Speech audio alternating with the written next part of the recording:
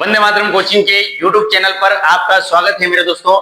यहाँ आज जो है हम बात करेंगे मैथ्स की। मैथ्स में जो है गणित में जो पटवारी में टॉपिक आने वाले हैं या आपके चतुर्थ श्रेणी कर्मचारी में जो टॉपिक आने वाले हैं, अगली वैकेंसी जो ग्राम सचिव 12 जुलाई को पेपर होने वाला है उसमें मैथ्स के कैसे क्वेश्चन आएंगे। इसके अलावा मेरे दोस्तों यहाँ पर बात की जाए अगली जो सीईटी आ रही है अक्टूबर में, जो पेपर है चाहे ग्रेजुएशन हो चाहे 12th लेवल हो, उसके लिए जो है अभी से अपने को तैयारी जारी रखनी है।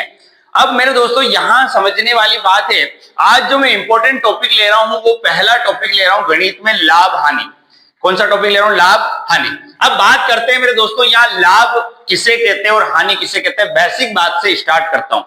देखो, हम कोई चीज खरीद कर लाते हैं, कोई भी चीज खरीद कर लेके आए और उसको बेच दिया। खरीद कर लाना और बेचना, तो मेरे दोस्तों जिस चीज को हम खरीदते हैं, खरीदना मतलब होता है बेटा क्रय मूल्य। क्या होता है बेटा? क्रय मूल्य।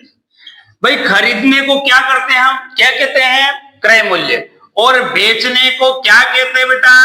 विक्रय मूल्य। आपने सुना होगा भाई, क्रय मूल्य और विक्रय मूल्य की बात तो हम 10वीं क्लास में ही सुन लेते हैं।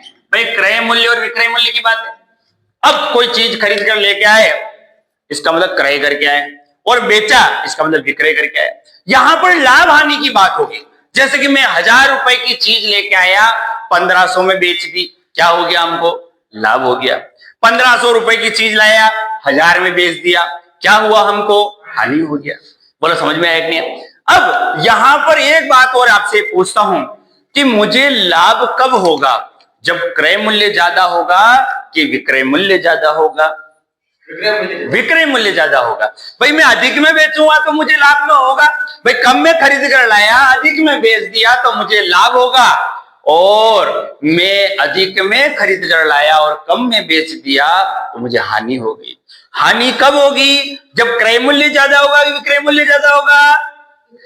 जब हानि कब होगी मेरे दोस्तों? जब हम क्रय ज्यादा में करके लाए और कम में बेच दिया, इसका मतलब मुझे हानि हो गई। तो मेरे दोस्तों जो अधिक होता है उसमें से कम चीज घटती है। तो यहां समझने वाली बात है, लाभ कब होगा? जब क्रय मूल्य ज्यादा होगा। तो क्रय मूल्य माइनस विक्रय मूल्य, विक्रय मूल्य ज्यादा होगा तो विक्रय मूल्य माइनस क्रय मूल्य। और हानि कब होगी मेरे दोस्तों? जब क्रय मूल्य ज्यादा होगा तो क्रय मूल्य माइनस विक्रय मूल्य। भाई दो बातें की मैंने। लाभ कब होगी? जब विक्रय ज्यादा में बेच दिया, कम में खरीद के लाए, तो विक्रय मूल्य माइनस क्या कर देंगे? क्रय मूल्य। इसको कहते हैं इंग्लिश में सेलिंग प्राइस, इसको क्या कहते हैं? Cost price. तो यहां पे profit is equal to selling price minus cost price हो गया। इसी प्रकार से यहां हानि की बात हुई है, तो यहां हानि जो है cost price minus selling price हो गया है। तो मेरे दोस्तों लाभ कब होगा? जब विक्रय मूल्य ज्यादा होगा। हानि कब होगा? जब क्रय मूल्य ज्यादा होगा। तो ज्यादा चीज में से कम चीज घटेगी, तो लाभ इज इक्वल टू विक्रय मूल्य माइनस क्रय मूल्य, हानि इज इक्वल टू क्रय मूल्य माइनस विक्रय मूल्य। एक बात तो ये होगी, ये बेसिक बात है। लेकिन मेरे दोस्तों क्वेश्चन कैसे आते हैं? अब कोई चीज हम खरीद कर लाए, मान लो 5000 में कोई चीज खरीदी, उसको 7000 में बेच दी। अब हमको यहां पर लाभ तो हो गया 2000 का, लेकिन क्वेश्चन ये आएगा कितना प्रतिशत लाभ हुआ? भाई हानि होगी तो कितना प्रतिशत हानि हुई? तो यहां पर एक फार्मूला बनता है लाभ प्रतिशत और एक बनता है हानि प्रतिशत पे। एक तो बात होती है लाभ प्रतिशत पे और एक किस पे बात होती है मेरे दोस्तों? हानि प्रतिशत पे बात होती है। तो लाभ प्रतिशत निकालने के लिए हमको लाभ तो ज्ञात करना ही पड़ेगा। लाभ प्रतिशत निकालने के लिए हमको पहले लाभ ज्ञात करना पड़ेगा, और लाभ ज्ञात करने के लिए विक्रय मूल्य माइनस क्रय मूल्य करना पड़ेगा। समझे कि नहीं समझे? लिखना नहीं, इधर समझो इसको। लाभ प्रतिशत कब निकलेगा? जब हमको यहां से ये विक्रय मूल्य माइनस क्रय मूल्य हम कर पाएंगे तब, और विक्रय मूल्य ज्यादा होगा तो ही लाभ निकलेगा। तो लाभ प्रतिशत इज इक्वल टू यहां पर लाभ बटा क्रय मूल्य इंटू 100। मैंने प्रतिशत पढ़ाया तब एक बात बताई थी और अब वापिस पढ़ाएंगे उसको कि जब भी परसेंटेज में आंसर निकालना हो, गुणा में हमेशा कौन जाता है? 100 जाता है। क्या समझे बात को? जब भी आपको प्रतिशत में आंसर निकालना है, कोई सूत्र की जरूरत नहीं है, गुणा में कौन चला जाएगा मेरे दोस्तों? 100 चला जाएगा। यहां पर मुझे लाभ प्रतिशत निकालना है, तो लाभ प्रतिशत निकालने के लिए मुझे पहले लाभ निकालना पड़ेगा, और लाभ अपॉन क्रय मूल्य इंटू 100 करना पड़ेगा। बोलो समझ में आई कि नहीं बात? इस तरीके से। इसी प्रकार से हानि की बात करें, हानि प्रतिशत, तो हानि बटा क्या करूंगा बेटा? क्रय मूल्य की विक्रय मूल्य। नीचे क्रय मूल्य लिखूं कि विक्रय मूल्य लिखूं? गलत बात। अरे भाई, लाभ और हानि जब होगी जब हम कोई चीज खरीद कर लाएंगे। भाई खरीदने पर ही लाभ होगा, वो बेचेंगे तो, और खरीदने पर ही हमको हानि होगी। भाई कोई चीज काम ही नहीं करेंगे, जैसे कि मैं आज यहाँ पढ़ा रहा हूं, मैं कुछ करूं ही नहीं तो कुछ होगा ही नहीं, आप पढ़ोगे नहीं। अरे भाई कोई चीज खरीद कर ही नहीं लाए, उसको ना तो बेचा, हमने कुछ किए ही नहीं, तो ना तो लाभ होगा, नो प्रॉफिट नो लॉस। बात समझे? हमको कुछ ना कुछ करना ही पड़ेगा, लाभ और हानि देखा जाएगा बाद में। इसी तरीके से जो कंपटीशन की तैयारी कर रहे हैं, उनको ये नहीं सोचना है कि हमारा सिलेक्शन होगा या ना होगा, लेकिन हमको कोशिश तो करनी होगी ना भाई। उसी तरीके से यहां कोई चीज लाभ होगा या हानि होगा, उससे हमको कोई लेना देना नहीं, बाद में देखा जाएगा। लेकिन एक बार चीज खरीद कर तो लेके आऊंगा। तो यहां मैं लाभ प्रतिशत की बात करूं तो लाभ बटा क्रय मूल्य इंटू 100 हो गया, और हानि प्रतिशत भी यहां पर फॉर्मूला यही बनेगा कि हानि बटा क्रय मूल्य इंटू 100। समझ में आएगी नहीं? जब भी लाभ प्रतिशत और हानि प्रतिशत निकालना हो, हमेशा नीचे क्या रहेगा बेटा? क्रय मूल्य रहेगा। बोलो समझ में आई कि नहीं बात? इस तरीके से काम करना है। आप इसको उतार लीजिए। यहां पर पहला क्वेश्चन जो है हमने बड़ा सिंपल लिया है। स्टार्टिंग हम जो है बड़े सिंपल क्वेश्चन से स्टार्ट करेंगे और बेसिक क्वेश्चन से स्टार्ट करेंगे। धीरे धीरे जो यहां पर क्वेश्चन का लेवल जो है वो बढ़ता जाएगा। अब बात करें मेरे दोस्तों, किसी वस्तु को 800 रुपए में खरीदकर 900 रुपए में बेच दिया जाता है। भाई इसका मतलब हमारा जो क्रय मूल्य है वो कितना रुपया है बेटा? 800 रुपए। विक्रय मूल्य की बात करें तो विक्रय मूल्य कितना है? 900 रुपए। 800 में खरीद कर लाए, 900 में बेच दिया, इसका मतलब हमको लाभ हो गया कितने रुपए का? भाई लाभ बराबर विक्रय मूल्य माइनस क्रय मूल्य, तो लाभ हो गया 100 रुपए का। अब हमको लाभ प्रतिशत निकालना है। लाभ प्रतिशत इज इक्वल टू लाभ बटा क्रय मूल्य 100 बटा 800 इंटू 100 कर। बोलो समझ में आया नहीं? 2 जीरो से 2 जीरो डायरेक्ट कट गई, 100/8 हो गया। अब इसको 4 की टेबल से काटू, 4 2 जा 8, 25 4 जा 100, और 25 का हाफ जो होता है 12.5 होता है, 12 सही 1/2% जो है उसको यहाँ पर लाभ हो गया। हाँ जी, यहाँ पर बात की जाए किसी वस्तु को 2000 रुपए में खरीद कर 1200 रुपए में बेच दिया जाता है तो हानि प्रतिशत। बहुत सी बार लिखा हो भी नहीं आएगा कि लाभ प्रतिशत बताओ, हानि प्रतिशत अपने को तय करना पड़ेगा कि लाभ हो रहा है कि हानि हो रहा है। यहाँ पर 2000 रुपए में खरीद कर लाए, 1200 में बेच दिया, इसका मतलब यहाँ पर मुझे क्या हो गया बेटा? नुकसान हो गया। और क्रय मूल्य की बात करूं मेरे दोस्तों, तो क्रय मूल्य यहाँ पर 2000 है, विक्रय मूल्य जो है मेरे दोस्तों यहाँ पर 1200 है। नुकसान हो गया, हानि हो गया 800 रुपए की। 800 रुपए की हानि हुई, बताओ किस पे हुई? 2000 पे हुई, 1200 पे हुई? 2000 पे हुई, इसलिए क्रय मूल्य नीचे रखते। समझ में? हानि किस पे हुई? 2000, 1200 पे थोड़ी हानि हुई। हानि किस पे हुई? हमको 2000 पे हानि हुई, क्योंकि मैं चीज जो है 2000 में खरीद कर लाया था, उस पर मुझे 800 रुपए का नुकसान हो गया। इसलिए मेरे दोस्तों ये ध्यान रखने वाली बात है, जब भी लाभ प्रतिशत और हानि प्रतिशत निकालो, हमेशा लाइन के नीचे क्रय मूल्य लिख दो। बात समझ में आई कि नहीं? तो 800 बटा 2000 इंटू क्या कर दूं? 100। समझ में आई? 2 जीरो से 2 जीरो, 1 जीरो से 1 जीरो, 2 4 8 और 0 ये पड़ी, तो कितना परसेंट आ जाए? 40% उसको क्या हो गया बेटा? नुकसान हो गया।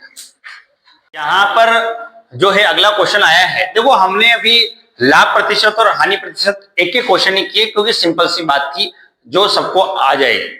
लेकिन यहां पर समझने वाली बात है, अब इंपॉर्टेंट क्वेश्चन आया है, किसी वस्तु को 1190 रुपए में बेचने पर 30% की हानि होती है, तो वस्तु का क्रय मूल्य बताओ। अब यहां पर हमको क्रय मूल्य ज्ञात करना है, कॉस्ट प्राइस ज्ञात करना है।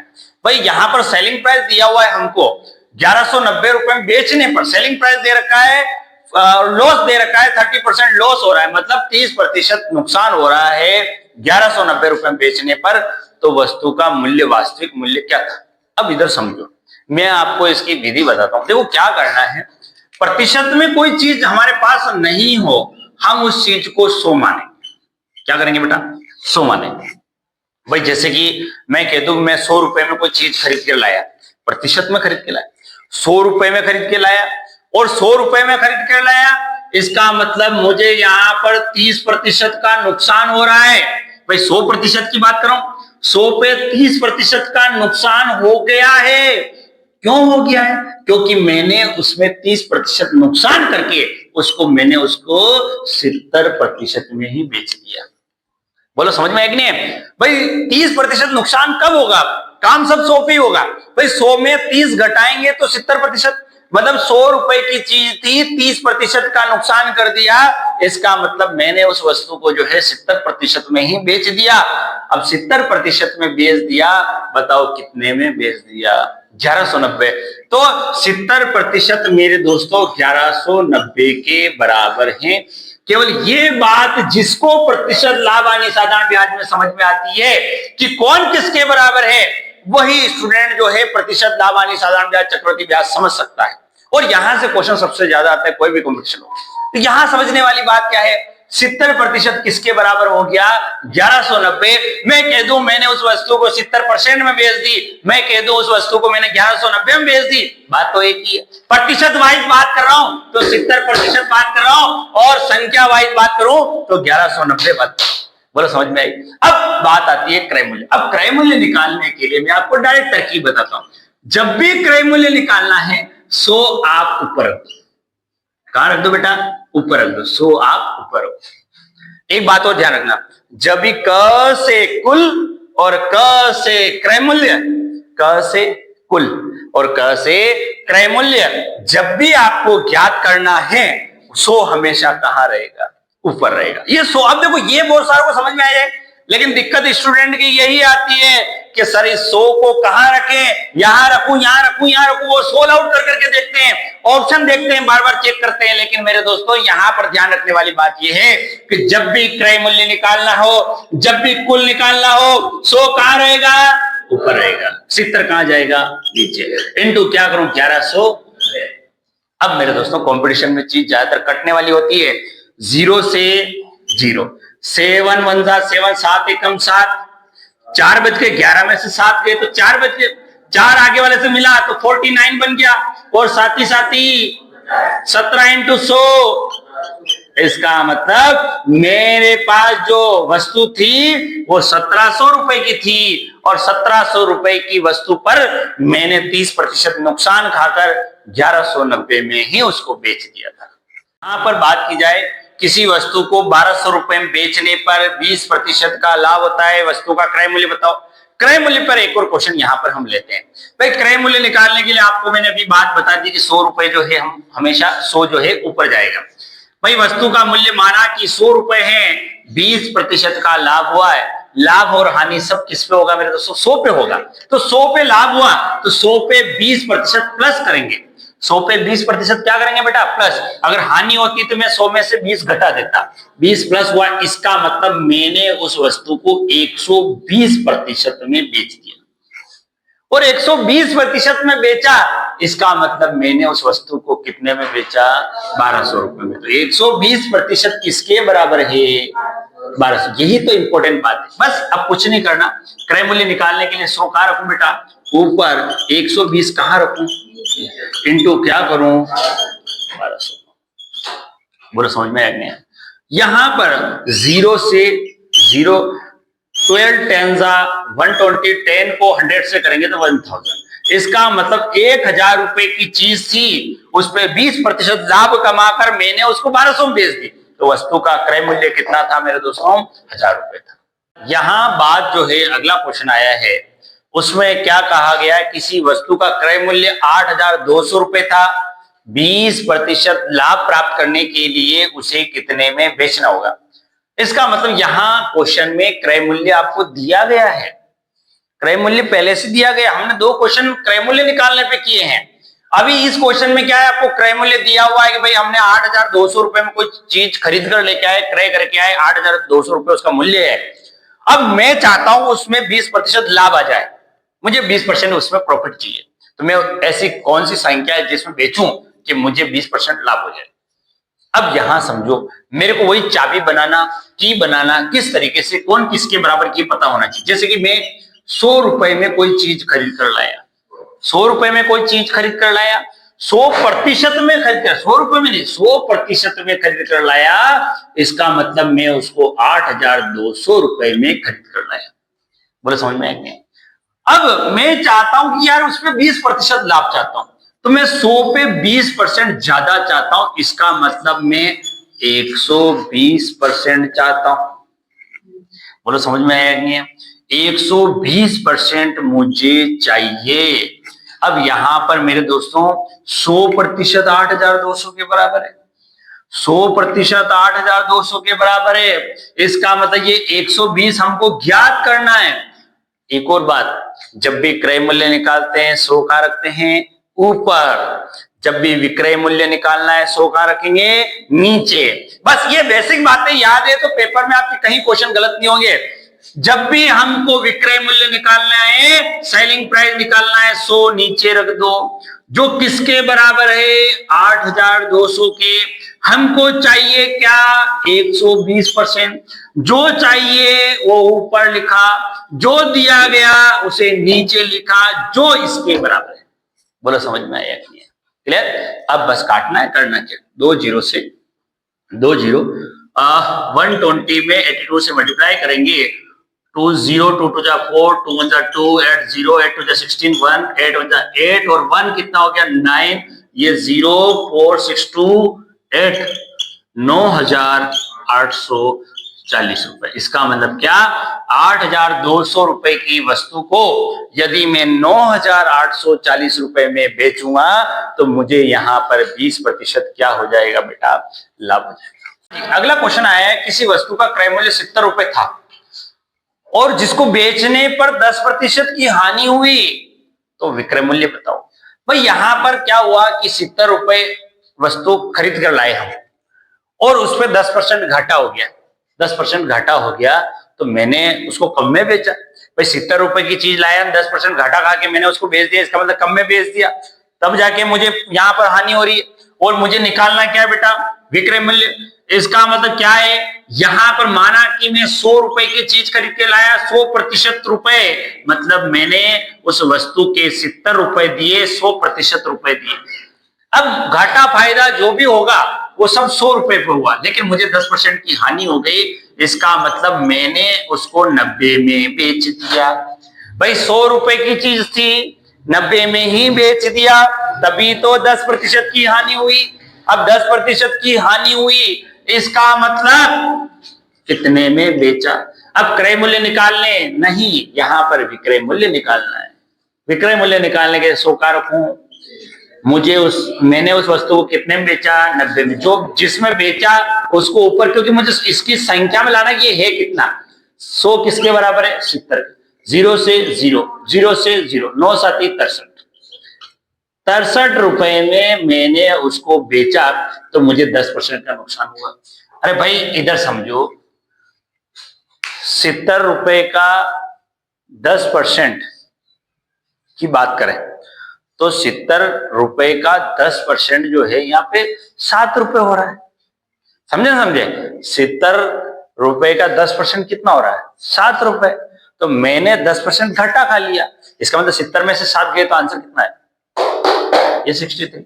बोले समझ में आएगी। बेसिक बात, छोटा क्वेश्चन दिया ताकि आपको जल्दी से समझ में आए। यहाँ विक्रय मूल्य निकालने के लिए हमको 100 जो है वो नीचे रखना था, इस तरीके से हमको काम करना। अगला क्वेश्चन आया है, फिर मैंने विक्रय मूल्य पे दिया, कहीं ना कहीं कोई कंफ्यूजन रहेगा आपके, तो यहां से कंफ्यूजन निकल जाएगा। मेरे दोस्तों एक साइकिल का मूल्य 5,500 रुपए है, साइकिल का मूल्य 5,500 रुपए, इसका मतलब क्रय मूल्य जो है वो 5,500 रुपए, खरीद कर 5,500 में लेके आए और 10% लाभ प्राप्त करने के लिए उसे कितने में बेचना हुआ। इसका मतलब मैं 100% पैसा लेके गया जेब में और 100% पैसा लेके गया और उस 100% पैसे मतलब 5,500 रुपए में मैंने एक साइकिल खरीद ली।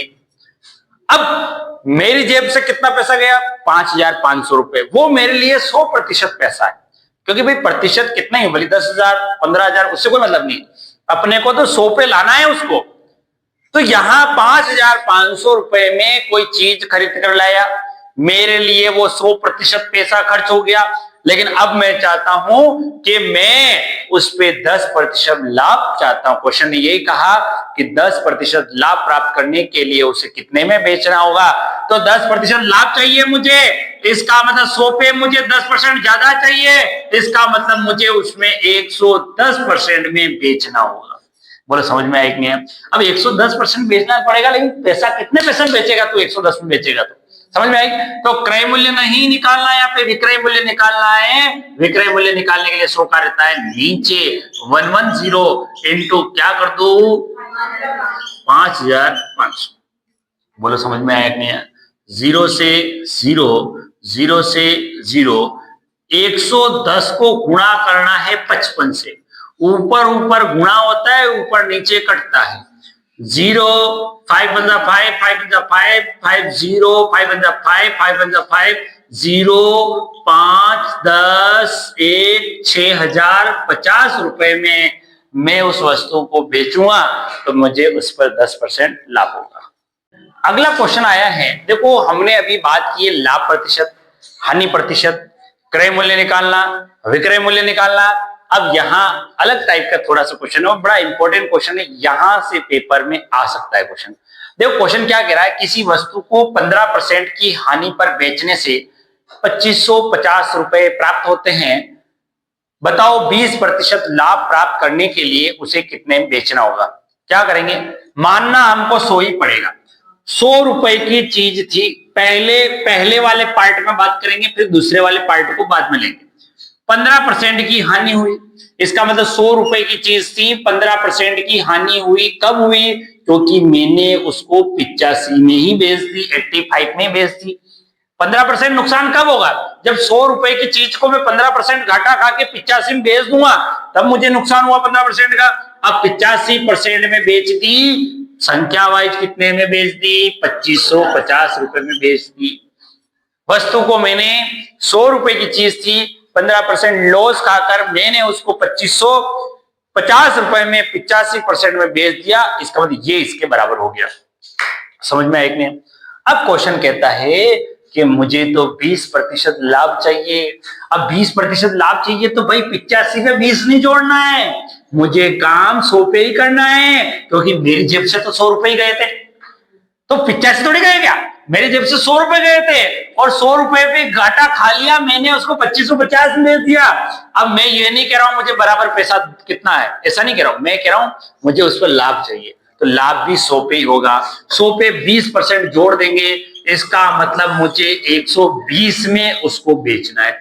अब क्या सोचता हूं मैं कि मुझे उसको 15% घाटा 85 में नहीं बेचना है, मुझे 20% लाभ उसको 120 में बेचना है। तो कितने में बेचना है? तो 120 ऊपर रखेंगे, 85 नीचे रखेंगे, जो कौन किसके बराबर? ठीक, 2,550। बोलो समझ में आया नहीं है? 5 से काटा 17 बार 17 पंजे 85, पांचों 25, 5 एकम 5 0, 17 × 51 30 बन गया, 12 × 36, 1 0 ये 1 0 ये, दोनों जीरो लगाए। बोलो आंसर कितना आ गया? 3,600 रुपए जो है इसका। हाँ जी, अगले क्वेश्चन की बात की जाए, यहाँ पर उसी टाइप का क्वेश्चन है। 700 रुपए में बेचने पर 30% की हानि होती है, 30% लाभ प्राप्त करने के लिए उसे कितने में बेचना होगा? तो भाई हमारी वस्तु जो है 100 रुपए की थी, 100 रुपए की वस्तु को मैंने 30% घाटा खा लिया, इसका मतलब मैंने उसको 70% में ही बेच दिया, और 70% में बेच दिया इसका मतलब मैंने उस वस्तु को 700 रुपए में ही बेच दिया। भाई 70% किसके बराबर है? 700 के बराबर।